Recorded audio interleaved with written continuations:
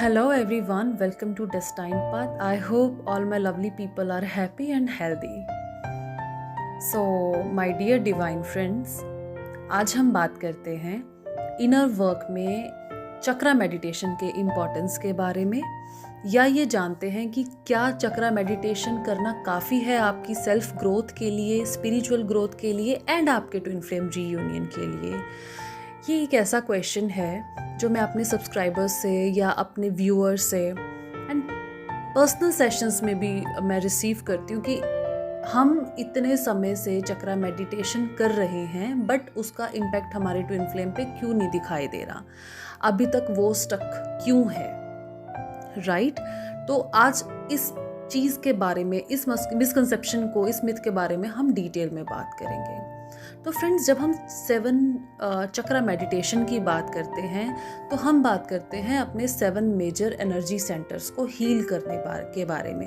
ये वो energy centres हैं जो हमारे एनर्जीज़ को स्टोर रखते हैं, हमारे कई ब्लॉकेजेस, कई वुंड्स को, कई हमारे एक्सपीरियंसेस को ये स्टोर रखते हैं, जिन्हें हमें हील करना होता है अपनी सेल्फ ग्रोथ के लिए, अपने इनर वुंड्स को ठीक करने के लिए, अपने ट्रॉमास को हील करने के लिए, राइट? एंड जब आप ये 7 चक्रा मेडिटेशन रेगुलर करते हैं तो आप जब इसे करना स्टार्ट करते हैं तो 2 से 3 महीने में आप अपने अंदर एक स्ट्रॉन्ग चेंज भी महसूस करते हैं। आप महसूस करेंगे कि धीरे धीरे आपकी inner feminine and masculine energy जो है वो बैलेंस होने लगी है।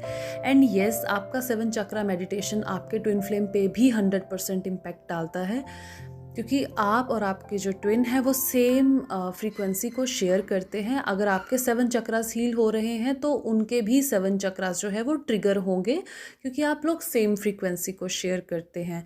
लेकिन ट्विन फ्लेम जर्नी बहुत बड़ा कंसेप्ट है, बहुत बड़ी रियलिटी है, बहुत खूबसूरत रियलिटी है। सिर्फ 7 चक्रा मेडिटेशन करना आप दोनों का मिलन नहीं करवा सकता। आप अपने ट्विन जर्नी में एक स्टेप आगे बढ़ सकते हैं, लेकिन रीयूनियन को अचीव करने के लिए 7 चक्रा मेडिटेशन के साथ साथ आपको और भी चीज़ें करनी होती हैं।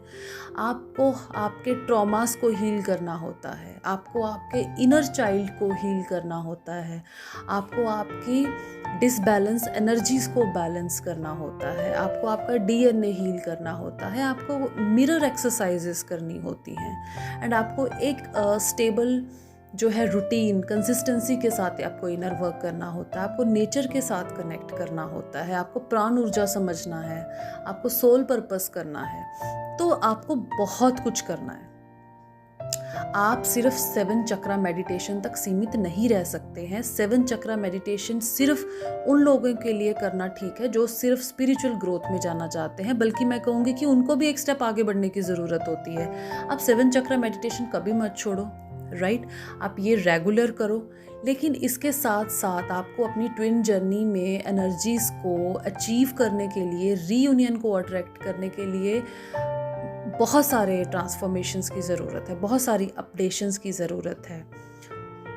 मैं एक डिटेल वीडियो बनाऊंगी कि what kind of systematic healing you can do to heal your separation, right? But ये एक मिसकंसेप्शन है कि 7 चक्रा मेडिटेशन करना, प्राणायाम करना काफ़ी है हमारे हीलिंग के लिए। ऐसा नहीं है।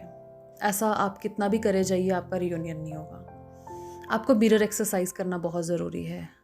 आपका पर्सन आपकी रिफ्लेक्शन है, आपका ट्विन आपकी रिफ्लेक्शन है। वो आपको वही रिफ्लेक्ट कर रहा है जिस हिस्से में आपके इशू है। अगर आपको वो ईगो दिखा रहा है तो आप में भी कहीं ना कहीं ही वो ईगो होगी, चाहे वो ईगो आप उनके साथ नहीं, किसी और के साथ करते हो।